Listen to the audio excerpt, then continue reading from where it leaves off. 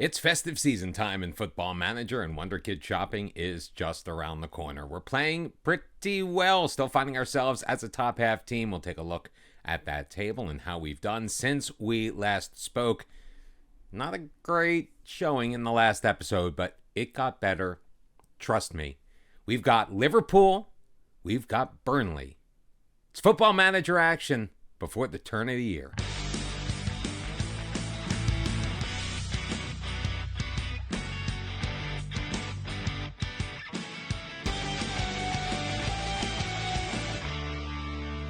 And welcome back to episode number 68 of Bottom to the Top. How you doing? I am Mr. Cellophane, and we have rebounded quite nicely from the last episode where we found ourselves on the losing end in matches against Arsenal in the Carabao Cup, knocking us out of a cup for the second straight year.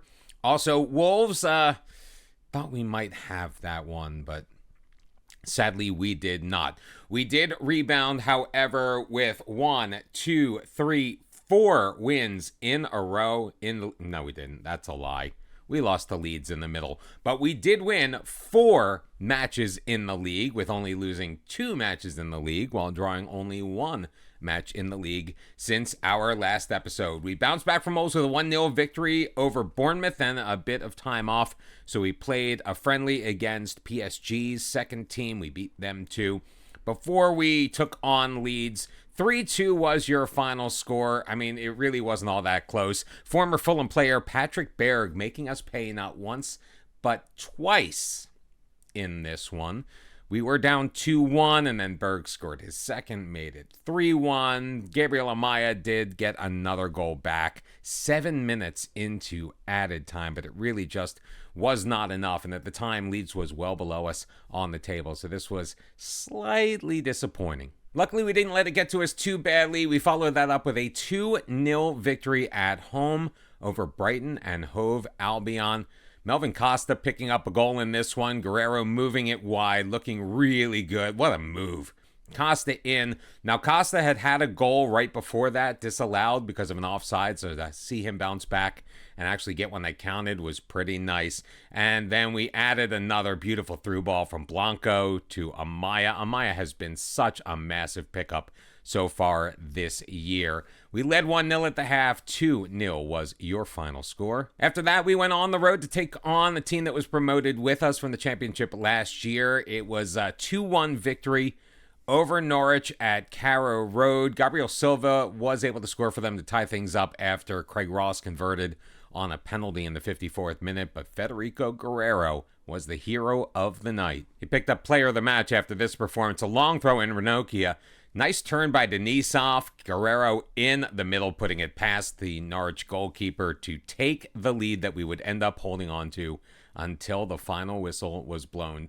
Doing a pretty good job so far with the 4-2-3-1 that we have been playing. We made it 3 in a row against Nottingham Forest. Honestly, this one I was a little worried about simply because it was one of those Football Manager matches where you dominate all game long and all it takes is one little mistake to turn things against you. I thought this was going to be it. We outshot Forest 22-7, 8 of those on target to their 2, and even then, I wasn't sure we were going to pull it out. It took until the 85th minute for anything positive to truly happen. And it was Marco Morales making it happen. A man who's been kind of on the outside looking in. Denisov feeding it ahead. Morales with a blast from just outside of the box. A killer left foot. Put it past the goalkeeper. Nicolas Avlina had a very good match in goal for us, and he ended up outdueling Arijan Muric 1-0. I was a little worried at that point that things were going to start to go off of the rails because we did not have a good performance on the road at the Stadium of Light against Sunderland. 2-1 was the score. We trailed 2-0 at halftime. Andre Lucas Gudjansson added 4 minutes into added time to make the score look respectable. But honestly, this match, we were massively outplayed. And I was starting to fear for our season because next on the road, Arsenal. Generally speaking, a much better performance. We still have never won against Arsenal, as Krupi Jr. pushed it past Shavlina for the first goal of the match, and I thought that we might be done. But off of a set piece, Guerrero clanks it off of the post. It bounces right to Tom Burford. He's able to put it past Aaron Ramsdale. We salvaged a 1-1 draw at home, so even though we still have yet to ever beat Arsenal, 1-1, that is encouraging. Doesn't mean anything for the next time, but it's still encouraging. So having gone 4-1-2 in those 7 matches since our last episode, we find ourselves in 9th place on the table, sitting on 27 points after 17 matches. We are well above the pace to stay in the Premier League for next year. 16 points separate us from Bournemouth in 18th. Everton sitting on 9 points in 19th. They have not budged since we met them at Bramley Moor Dock. We do still play them one more time this season. And at the bottom of the table on 8 points is Sheffield United. Now, after these 2 matches, we actually play Sheffield United in the league in our first match of 2031. And then we play Sheffield United again. And that is because we have drawn Sheffield United in the 3rd round of the FA Cup. We could have gone against any one of a number of lower league teams. I mean, there's Fleetwood, there's Burton Albion, there's Middlesbrough, Rochdale, Reading, Oxford United, Huddersfield, Derby, Peterborough. I could go on. But we got Premier League competition. At least they're at the bottom of the table. We did already beat them earlier in the year, so I'm not too nonplussed about it. So I don't think we're going to come back in the next episode for the FA Cup, but anything is possible. For now, though, we are getting set to head to Anfield to take on a Liverpool side that's actually behind us on the table, currently sitting in 11th place. We are going to be playing without Daniil Denisov. He is suspended after picking up too many yellow cards in the competition. We were also hoping that Kam Young-suk would be back from his loan in time for this match so we could, kind of try him out and see how he does in our defensive midfield. Sadly, however, even though his loan's done, he's still in transit.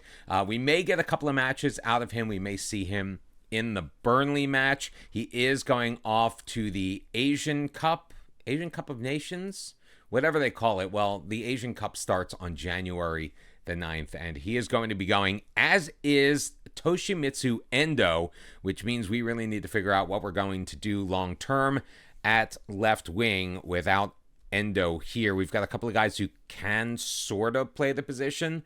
Tom Burford-ish, Federico Guerrero-ish. We brought David Zambrano back from his loan, or at least he came home from his loan early. He can play there. He's actually going to be on the bench for this match, so he may get a couple of minutes. We'll get to see how he does against the Liverpool side not having the best year. It's going to be Shavlina in goal. Harvey Vale is back from his injury. It's his first start since coming back. He's going to be our left back. Akahoman is going to be paired with his countryman, Aureli Amenda. Neil Coulter is going to slip into the right back position in place of Daniil Denisov, who, by the way, is up for the Russian Player of the Year awards. Cast your votes early and often. I think it's mail-in. You can do like 25 votes on the internet or something. I'm sure it's like the MLB All-Star Game. Blanco and Ross are going to be in the midfield. It's Endo as our left wing, Melvin Costa on the right, Guerrero as the 10, and leading the line this afternoon is going to be Tom Burford. Burford and Blanco, each, if one of them picks up a yellow card, they will not be available for Burnley. So let's keep our fingers crossed for good discipline, okay? Playing a 4-2-4, Liverpool comes with Szoboszlai and Darwin Nunez up top. No more Mohamed Salah, which gives me a little bit of, not pleasure, but a little bit more confidence in this as the match momentum has started off going our way. First 2 shots of the match going to Fulham, and both of them on target. Cody Gakpo still with the team, but he is on the bench for this match. Allison is in goal, but it's a final third throw-in for the Reds. Guler almost loses it to Blanco. It skips to Szoboszlai. He's taken down. Shot off of the woodwork. No call as Coulter clears it. Endo trying to get there, but Bashetic Endo turning it over again. You got to be a little tidier on the ball, son, if you want to succeed in your time with the Japanese national team. Like, don't get them to rescind your invitation. We are currently now in 10th. I guess Chelsea or somebody else behind us is currently winning their match. The table does update live. Vale will take over along that left side before he drops it back to Shavlina. Flipped forward. Ferron will head it towards his man. It's kind of bandied about in the midfield before Coulter comes away with it. Burford doesn't get it, but Blanco gets the loose ball. Endo dropping it back for Vale. Moving outside before he turns it inside for Ross. Ahead, Guerrero can't catch up to it. Garcia is there, and he'll drop it back for Allison. Guillermo Agosto. Parisi along the near side. Up for Ferran. Zoboslai. Blanco will take it away from him, but Ferran collecting the loose ball. Dropping it for Parisi. This is a massively long highlight. Varela turns, fires, and scores. Alan Varela, pretty sure he scored for Liverpool the last time we took them on 2 seasons ago. This is our first matchup against Liverpool since we returned to the Premier League. And I knew with a highlight that long that something bad was going to happen. And sometimes I absolutely hate being right. Liverpool leading 1-0. They have 1 shot on target, and that was it. This was not the match I thought it was going to be. Hoping to see some more highlights. Oh, no, turned over on the throw-in. Endo back for Blanco. His pass ahead, though, intercepted by Parisi. Parisi, oh my goodness. Shavlina waited till the last second to go for that one. Luckily, it whistled out wide and was not on target. 5-2, your shots on goal. So the early 2 shots are the only 2 shots we managed. Alan Varela, the only one who has found the back of the net so far in this match. It's Liverpool 1, Fulham 0. Low ratings for all of our offensive players, and I can't tell if it's because they're actually having bad games or just because they have had basically nothing to do. Even here in the first 10 minutes of the second half, not a single shot on goal, but we are going to get a long throw in from Harvey Vale. Pretty good with these. Been a while since he took it. He'll get the ball back from Coulter. Vale, edge of the box. Akahomen, and Marvin Akahomen with his first goal of the season. A grass cutter past Allison Becker inside the far post, and Fulham has equalized at 1. And I have to admit, I did not expect that at all. I did not think, and in fact, I was looking at the ratings of players, and we were talking about the offensive players, who obviously haven't had much to do anything.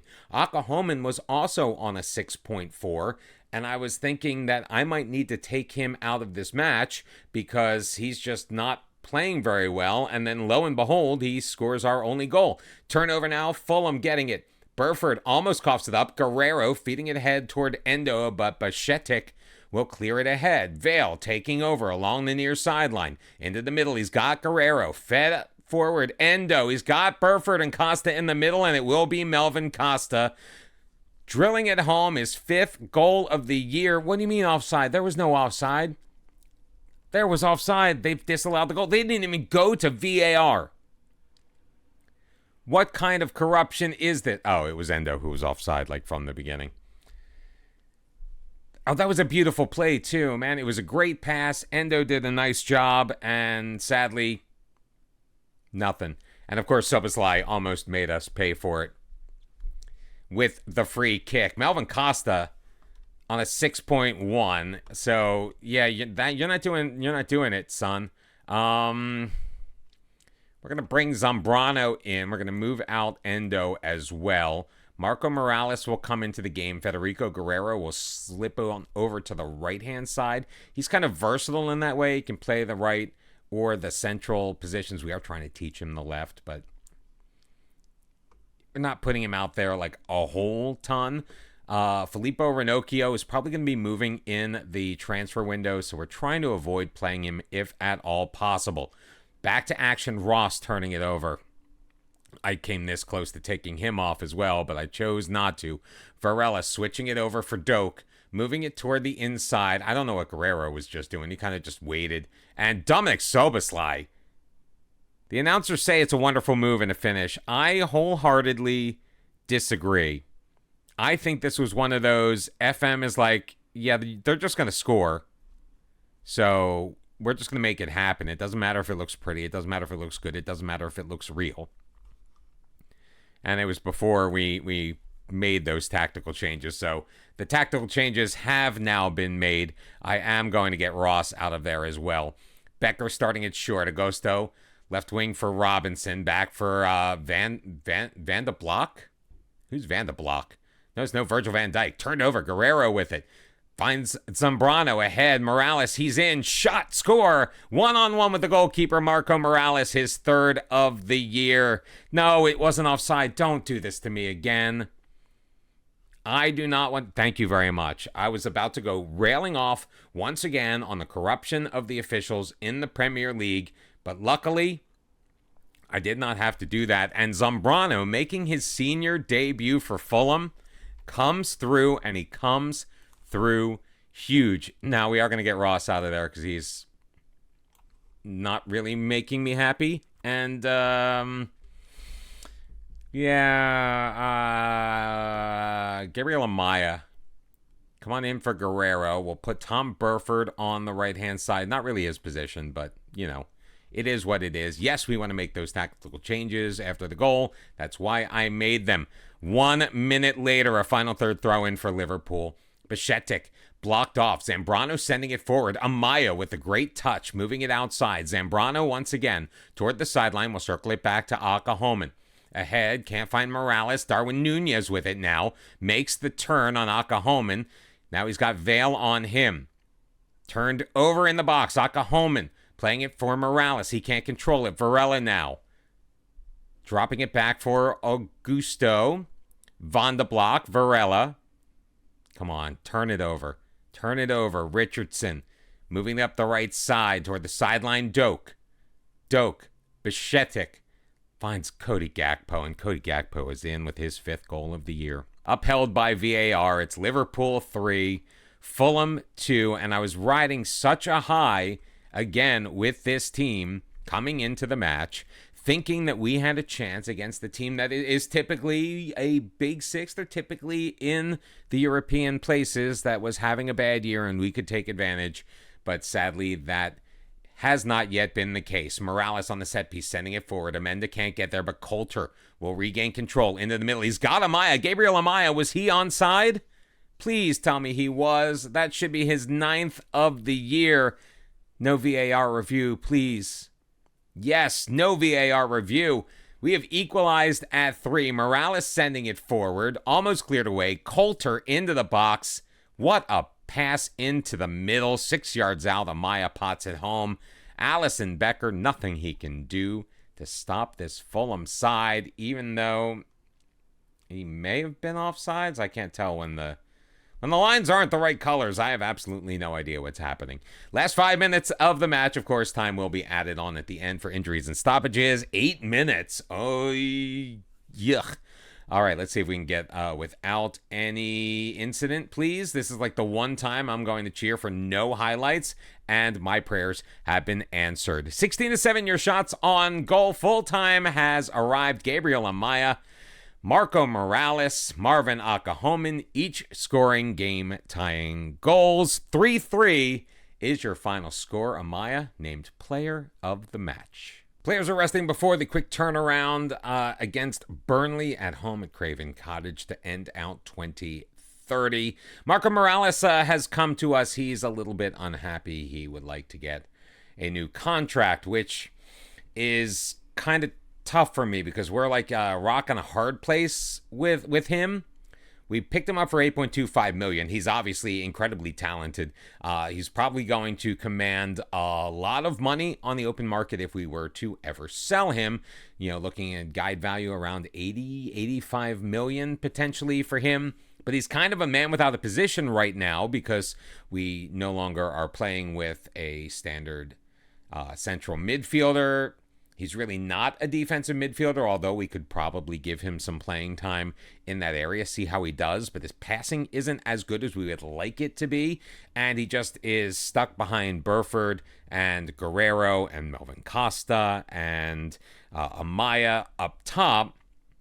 So we're not 100% sure what to do with him, and he's already making £67,000 a week, which, while not at the top of our wage scale, is fairly close to it. So for a guy with a year and a half's worth of experience, only half a season in the Premier League, to be making that kind of money at the age of 20, I know he wasn't making this kind of money in Mexico. It's going to be a hard think. We'll have the conversation with him, see how it goes. Yeah, it's probably not going to go well. We haven't actually said anything to him except, hey, I heard you want to talk. He says his contract is no longer appropriate for a player of his current standing, and he wants to talk about a new deal. He's angry. His agent is furious. How about we'll talk about a new deal at the end of the season? Oh, he doesn't like that. He does not want to wait. Either give him a new deal or he's going to leave. Now, guess what? I mean, leaving isn't really just his choice. I mean, his morale is not great right now. I've got a lot of other young players that could play in his stead. I like Marco Morales. I was very excited to sign Marco Morales. I may, though, have to be very excited to sell Marco Morales. Not going to back down. He's furious. I haven't heard the last of this.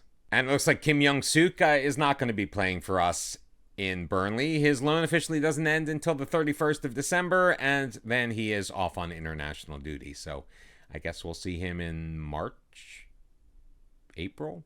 And one of the other reasons why I'm not as concerned about Marco Morales, again, it's going to be incredibly disappointing, but I have 27 items in my inbox. Each and every one of them is a scouting report on another fine young player who could be a fantastic addition to Fulham. So again, like I said earlier, Wonder Kid shopping season opens up in 4 days. That is all something we're going to deal with at another time because we've got Burnley on the docket, our final match of 2030. 4 changes to the side. Shivlina is going to remain in goal. Vale at left back next to Ahomen, with Guest slotting in place of Orelli. Amenda, Daniil Denisov also back in the side as our right back. Blanco and Ross are going to remain in the midfield with Guerrero on the attack. Zambrano, after his fantastic performance in the last match, is going to get the start. Toshimitsu Endo, little bit tired, isn't quite up to full fitness for this one. Melvin Costa is going to be on the right, and coming in to get the start is Gabriel Amaya. Frankly, he has been one of our best players. He is our leading scorer. He's got 9 goals in 19 appearances, only 8 of them starts. A lot of those goals have come in off of the bench. Hopefully he can add an early tally here to put us up ahead. The Chalk says we should be able to win this match at home, especially after strong draws against Arsenal and Liverpool. Liverpool away. We managed to pull out that 3-3 draw earlier on in this episode. So hopefully we can translate that into a nice win against the side that just is not nearly as good in Burnley. As we work it along the back, Akahomen, Blanco across for Ross. Guerrero's got it. He'll turn, feed it up the left side to Vale. Tracking back in the middle. He's going to find Gabriel Amaya. Was he onside? If he was, that is goal number 10. He beats Everson, and it is 1-0 Fulham just 6 minutes into this match. Guerrero feeding it out. Vale, God, we missed him as our left back. His cross did deflect off a defender, but right into the path of Gabriel Amaya. Everson yelling at his defense already. Things are starting to fall apart for Burnley, and they are not playing very well on the road here. We have taken the lead at Craven Cottage, 1-0. Turnover now. Vale with it. Ross up for Zambrano, feeding Vale along the outside. Zambrano's going to move into the middle. Vale's going to look back post. He's got Costa. Costa's header is going to just be deflected wide. Everson looks like he got his glove on that one. Corner kick coming. Guerrero is going to take it. He's going to fire it low. Marquinhos will clear it. Palmer is going to track it down for the Claret and Blue. Palmer cannot get past Vale. Nice pick off by him. Good defensive play. He held his ground along the sideline. Palmer had nowhere to go, and an easy recovery by Fulham on that one. 1-0 is your score. We're actually getting outshot by Burnley 4-3. I was thinking about it because, Harvey Vale starts off this game over at Chelsea as a youngster, 22 years old. Guessed not a great header on that one. Thought he might have scored by trying to pop it over Everson, but it did not work. To have Harvey Vale now in his latter 20s to be playing the way that he is, showing what defensive acumen he has, I think he has been very solid for us. He may not be the greatest player on paper, but he is showing us exactly who he is. And since he has come back from injury, he has played very well for this Fulham side. Arsenal hasn't found a way against Bournemouth yet. It is 0-0. Brighton leads Forest 2-0. Chelsea, Sheffield United tied 0-0. Mudryk missed a penalty in added time in that first half. Everton and Tottenham are tied at 1 apiece. Amadou Onana scoring for the Toffees. Leeds leads Sunderland 1-0, and it's City with a 2-1 lead over Southampton. And one last match, West Ham having their way with Norwich, 5-1 in that one. We're getting late in this match. 10 minutes left to go. Harvey Vale is going to come off and be replaced by Glenn Allen. Melvin Costa picking up a little bit of a knock. Toshimitsu Endo will take his place. David Zambrano is going to be replaced by Federico Guerrero. And Zambrano will then come off for Tom Burford, who will slot in at the number 10. 3 changes to be made with just a couple of minutes left in this match. We're only up 1-0. But the match, for the most part, has been all Fulham. But a late corner opportunity. Marquinhos can't get it past Burford. Allen will ultimately clear it. Verdera gathering the ball, sending it ahead. Marquinhos. Verdera again, swept away by Burford. And they've called a penalty. They will be reviewing this, but if it goes the way that these things typically go in Football Manager, even though it looked to the eye like a clean tackle, they do award the penalty. And now Shavlina is going to need to be the hero in this match. Rodrigo stepping up, delivers with his right foot. Shavlina did guess correctly, but could not stop it. It's Rodrigo's second goal of the season. 3 minutes remaining in this match. And Burnley has equalized from the spot. That is just so unfortunate. 7 minutes added on. Corner kick. Guerrero in. Burford with the header past Everson. His 6th goal of the year to restore the 1-goal Fulham lead. It's Fulham 2, Burnley 1. Set pieces have been such an asset for us this year. Having Tom Burford standing, I believe he's 6'5", 6'6", on that near post, being able to put it in is perfect for us. Marquinhos with a corner. This one is going to be cleared by Akahome, and Endo's going to track it down and start the counterattack. Endo ahead. He really doesn't have anyone with him yet, so he'll hold up play a little bit, pass it back to Allen, who sends it ahead again for Endo. Into the box. Burford rockets it past Everson. There's a brace for Burford in added time. His 7th of the year. Fulham 3, Burnley 1. What great hold-up play by Endo. And then the pass into the box for Burford, who drills it home. 8 minutes when all is said and done. Played extra in this match in the second half. And Fulham able to hang on to the 3-1 victory. Tom Burford coming alive with goals in the 92nd and 94th minutes after Rodrigo's penalty tied things up at 188 minutes into this match. So we've gone unbeaten in our last 3. We are back into 9th place on the table. After 19 matches, we're halfway through the season. 31 points for Fulham, which is more than we got, I think, if I am not mistaken, in the season that we got relegated before, we blitzed the championship and just came right on back. Back-to-back matches in the league and the FA Cup against Sheffield United, then taking on Southampton, currently sitting in 4th place. We are just 1 point out of a European place, only 7 points south of Champions League football. Can we keep marching up the table? I sure hope so. We are going to come back next episode with 2 of the teams that we are chasing. We are going to take on Newcastle at home. Then we're going to head to Tottenham Hotspur Stadium. It's a London derby.